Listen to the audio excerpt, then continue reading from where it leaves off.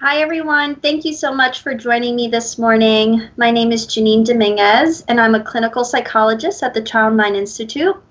We're a national nonprofit that supports children and families with gold standard mental health care, advice, and resources, all online and accessible to everyone.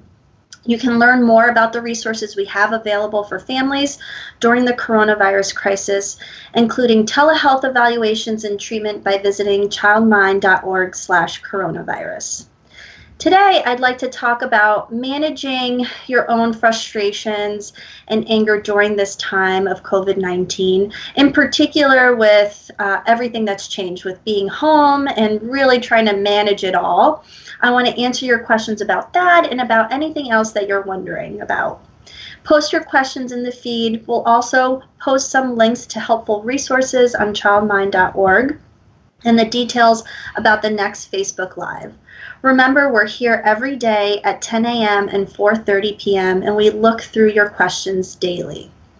So to get started, I wanted to say I can totally understand if during this time there's been an increase in potential frustration, getting on each other's nerves, trying to manage home, while working at home, being a parent at home, spending all this time together can certainly lead to an increase in big emotions during this time. And while it's easier said than done, certainly self-care is critical during this time. So I wanted to talk through some pointers about how to manage that self-care when it's really important. First, acknowledging that those moments that you had to yourself, whether it was through commute, going to the store, being with friends, are just limited and not there. So it really is about taking that time and managing that time for yourself and creating that space. Even if it's 5 minutes walking around the block on your own, even if it's after your kids go to bed and having that time for yourself, in the shower, taking 5 minutes just in your bedroom for yourself is really, really important, because these are the moments that were inherently already part of the routine that have been lost. So you need that space.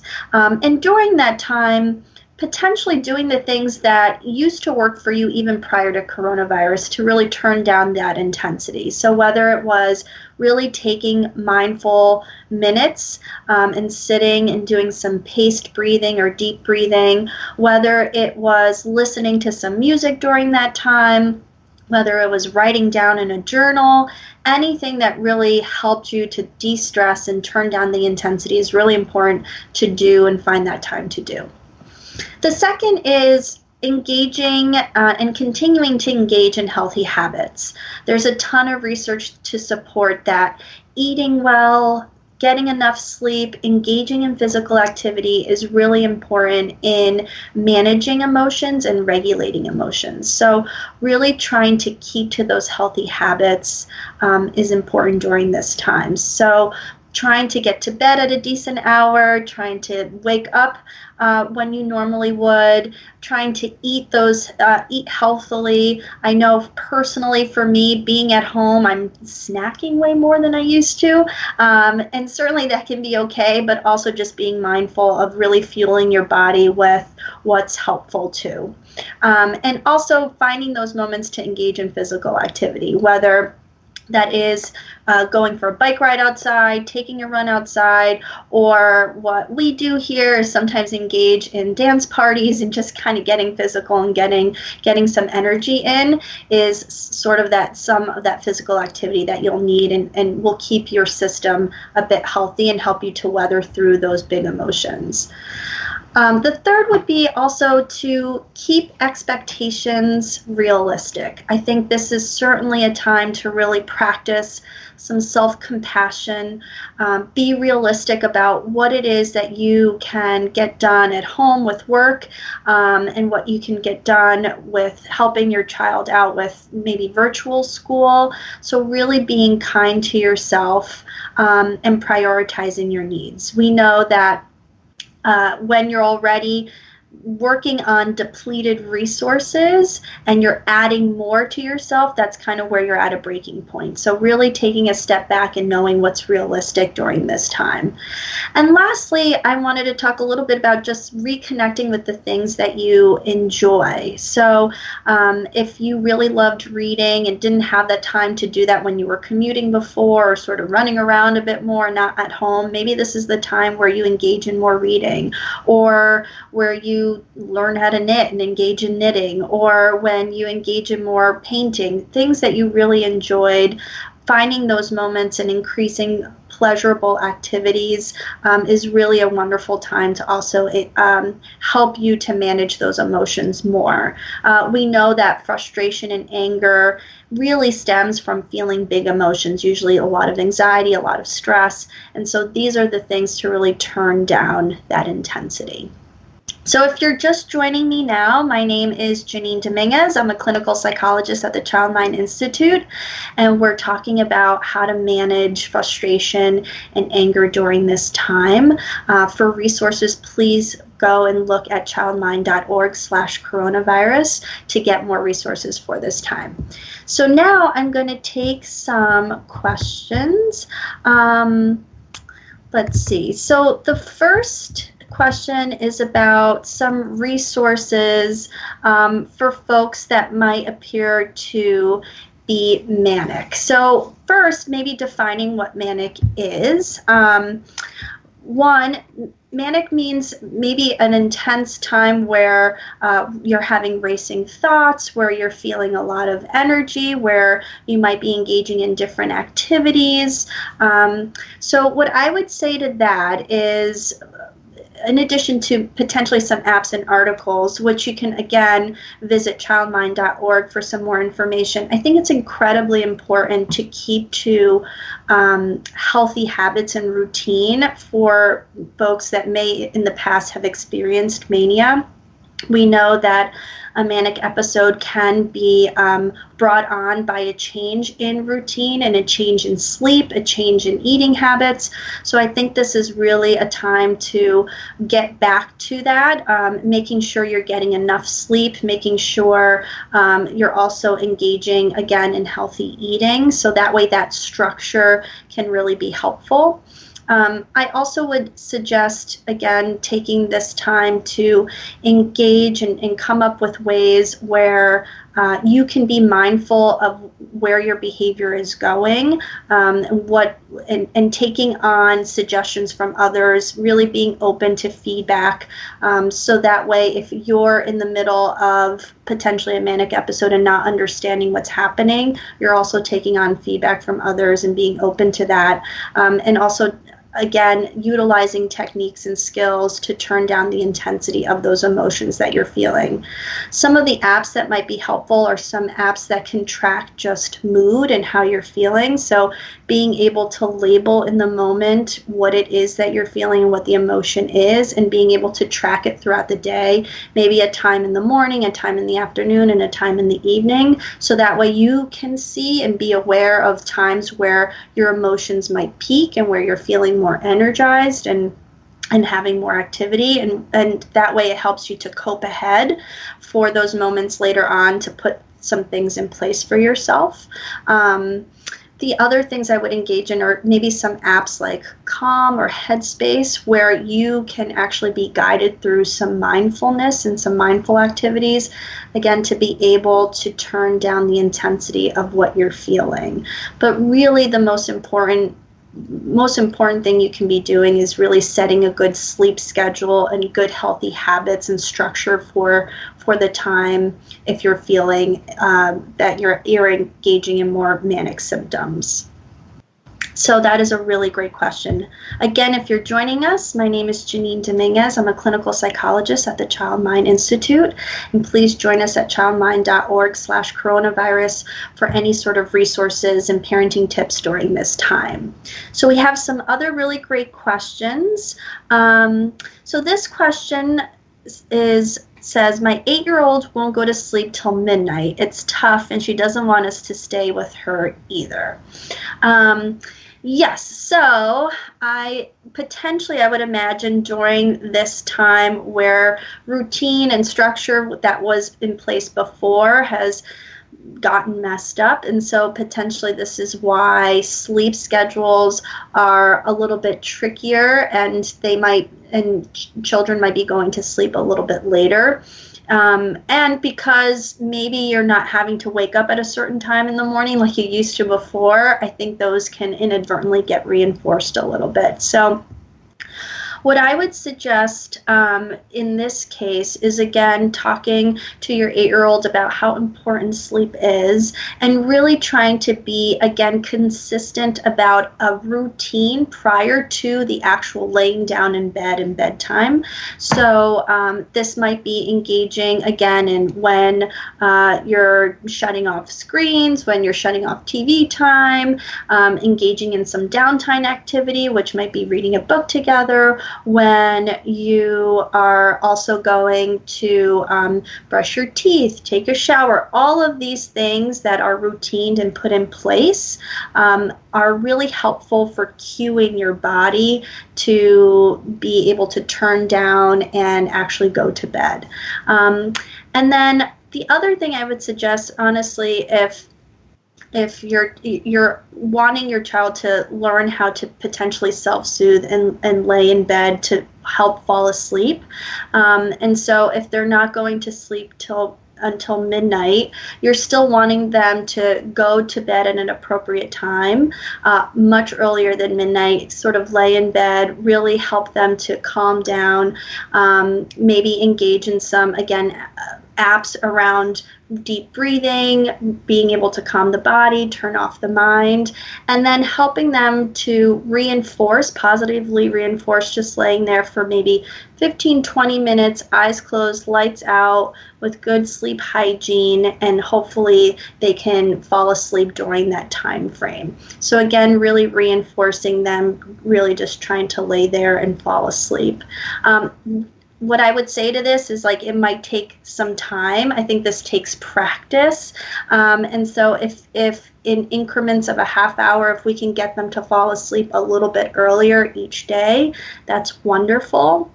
But again, keep consistent to your routine, keep consistent to when you're asking them to go to bed, really positively reinforcing the times that they're engaging in that routine and that bedtime can really promote that behavior. That is a really great question. Thank you for asking. So another question, before we actually get to another question, it was a really great question that we had before about symptoms of mania and what to do during this time if folks are exhibiting some of those symptoms. So I just wanted to also point to some resources that we have on childmind.org. There's an article called Bipolar Disorder, Why It's Often Misdiagnosed, and it's in our feed. And so that also might be a really helpful resource to distinguish between what symptoms are and what they aren't, and also give some good feedback about what you can do potentially during this time as well. So if you're joining me again, my name is Janine Dominguez. I'm a clinical psychologist at the Child Mind Institute. Thank you so much for joining. And we're taking some questions. There are some questions related to children having nightmares and how to calm down. So I would say that potentially during this time, again, we know when there is disruption in routine, when there's an increase in stressors, when there's some uncertainty, that nightmares might happen, especially for younger children. And so that might be part of the adjustment that's happening right now. Secondly, I think it depends on when it's happening and what is happening. So all to say that sometimes when nightmares are occurring a bit more frequently, children in the beginning of the night might have some anxiety about going to sleep and might have some worries about having nightmares. And some things that I advise parents on or talk to kids that I work with on is what nightmares are just thoughts. And we then engage in some some techniques to help to calm the body down. Again, going back to some really basics of paced breathing and belly breathing, squeeze and release when you're squeezing your muscles and then releasing them to calm the body down can be really helpful. And so again, letting children know that nightmares can't hurt you, they're just thoughts. And also these are the things that we can do to help calm our bodies down right here in the moment and help us to get ready for bed. If nightmares are happening in the middle of the night and your child's getting really nervous about that in the middle of the night and having a hard time, again, the best thing to do is, of course, go to them, comfort them, help them to calm down, and then help them to engage again in some belly breathing, paced breathing, making that time a bit short. Certainly you want to be reassuring and comforting, but you also don't want to spend too much time there because we don't want to inadvertently be reinforcing potentially some of that time together around nightmares. So making it comforting, giving them some techniques about how to calm down, and then going back to your bed and having them fall asleep on their own.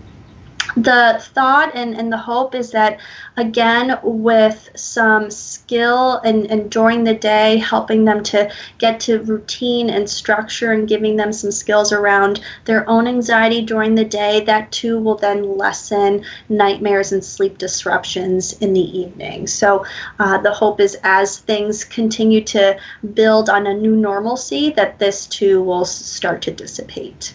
Good question. Another question that we have are, what are some differences between structuring a teen's day versus a young adult's day? And that's a wonderful question. So what I would say is, first, teen versus young adult usually depends on whether a young adult is still engaging potentially in school, college. So the things that could be somewhat similar is structuring their day around when they're doing schooling, when they're doing work. I think for teens, certainly right now, most are engaging in virtual school, so I think their structure inherently is around the schooling part of their day. But then outside of that, you might be asking teens to throw in some structure about how they're connecting with their friends, how they're doing that socially, what they're doing outside, again, what their physical activity is like, riding their bike, going outside. Maybe there's some activities that they're engaging in terms of learning a new skill. So that's how you're wanting to potentially structure your teen's day. Young adults, again, I think it would be somewhat similar, but maybe with young adults, you're also, depending on if they're in college or actually engaging in work, you're helping them to structure that time at home, having it in, again, for both teens and young adults, having it that be in a separate location than maybe the joint common area, so that way both your teens and your young adults that are living at home are feeling like they're going to a separate location for work or for school. And then also, I think it's really important, even for young adults, to really stay connected to their social network and also how they're doing that. Again, engaging in ways in which they're staying physically active, going outside, taking bike rides, going for walks. Those are all things that are incredibly important. So I don't know that it actually looks all that different except for what they're doing, and I think, again, structuring that time where you're getting up at a certain time every day, feeling like you're getting dressed and ready to do something, going to bed at a certain hour every night. So those bookend your routines. And then in between, really structuring how you're feeling productive, how you're keeping to healthy habits, staying physical and connected is all important for both young adults and teens. Another question has just come in. So somebody is working with a therapist and who is overstructuring their kids. It's creating stress. Any tips? So the question is really about whether how to balance structure with overstructuring, and how overstructuring can also create stress. What I would say to that is certainly I think, again, because we've been talking a lot about routine and structure, you might feel anxious to be like, oh my gosh, I have to have every moment structured. And that's not the case. Actually, downtime is very important too. And so what I would say to that is recognizing that that free time, that downtime is actually self-care and is important to have. The structure is really to, again, help feel like there's some predictability and certainty in a day, but also recognizing that that downtime is the time where you can actually calm down, you can re-energize. And so I think really understanding that that can be important. I would say that outside of even the coronavirus crisis time, sort of when we were back to what it used to be like in normal days, that downtime is actually really important. And also circling back to what we were just talking about in terms of managing your own frustration and your own anger, utilizing that downtime that your kids are taking for yourself as well. This is a perfect opportunity for everybody in the family to do the things that they enjoy and do them on their own, and that's totally normal and totally good. And it also can be just recognizing that maybe overstructuring time and overstructuring your routine is a bit about your own anxiety, right? And dealing with your own uncertainty. And so taking that step back and saying to yourself, wait a minute, why am I doing this? This is actually causing me more stress and my family more stress. This is actually more about my own anxiety, about my own uncertainty about what's happening, can be a good opportunity just to check in with yourself and recognize that it's okay to turn down the intensity of that by taking some moment for yourself and having some of that downtime. So those were all really, really great questions. Again, I wanted to say thank you so much for tuning in. My name is Janine Dominguez, again, a clinical psychologist from the Child Mind Institute. And if you are needing any sort of parenting tips, advice, resources, in addition to our Facebook Lives, also know that we have a ton of resources on childmind.org/coronavirus. In addition to those resources, we're also engaging in telehealth treatment, consultation, evaluations. So really, during this time of need, please join us and utilize our resources in order to help through this time. Lastly, I just wanted to see if there was potentially another really great question, I think, before ending was a little bit about, and again, this is part of like our theme for the day, how to manage the pressure of work, anxiety over the situation, having kids at home, and how to not snap at kids and stay calm. I think that is, again, a great question and part of our theme. And the first I would say is maybe as a parent utilizing this as an opportunity to, as a family, come together at the end of the day and sort of talk about what worked during the day and what didn't. I know in my house we engage in high lows. So what was the high for today? What did you really like? And what was the low? What didn't go well? And actually that time is a really good way of engaging in like some self-reflection and self-awareness. And I think it also provides you with the opportunity to model and label some emotions. We know that just being able to label and put a name to what you're feeling can be really helpful in turning down that intensity and manage big emotions. So you can certainly do that during dinner time or a family meeting.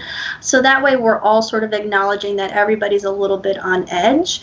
And you can also model, like, this is what I'm going to try to do next time this happens.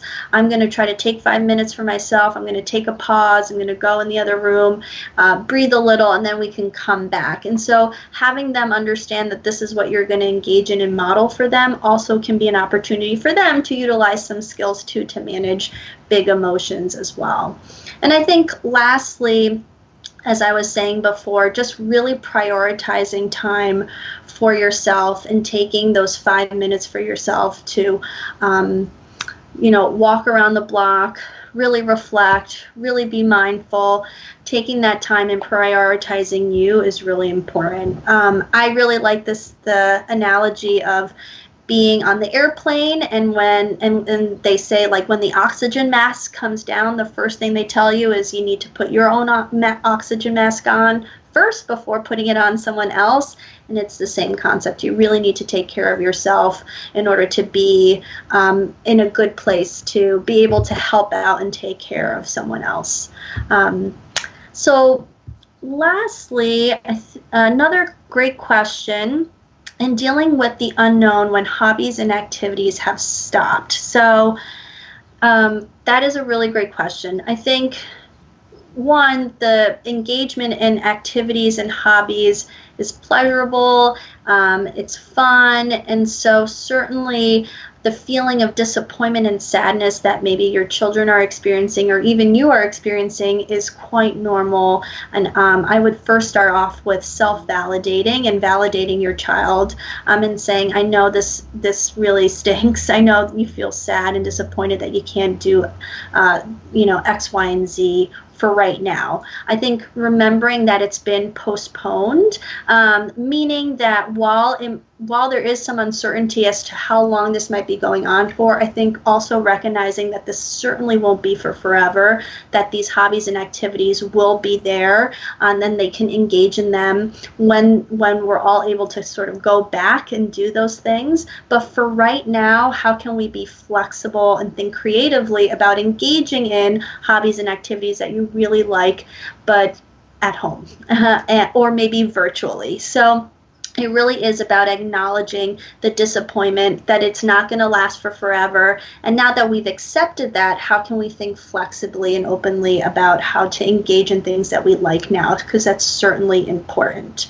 So hopefully that is like engaging in some online activities, online classes, being able to still do those hobbies and the things that you like, but from home. So with that being said, it is time for me to wrap up. Thank you so much for all your questions and engaging in our Facebook Live. I want to thank you for joining me. I hope it was really helpful. Remember, we're here every day at 10 a.m. and 4:30 p.m. and we look through your questions daily. Check the post for the topic for our next live. The Child Mind Institute is here to help with the mental health and parenting needs of the coronavirus crisis, no matter where you are. We have resources to help, from daily tips to consultations to gold standard telehealth treatments. Please go to childmind.org/coronavirus. Be safe, and thank you.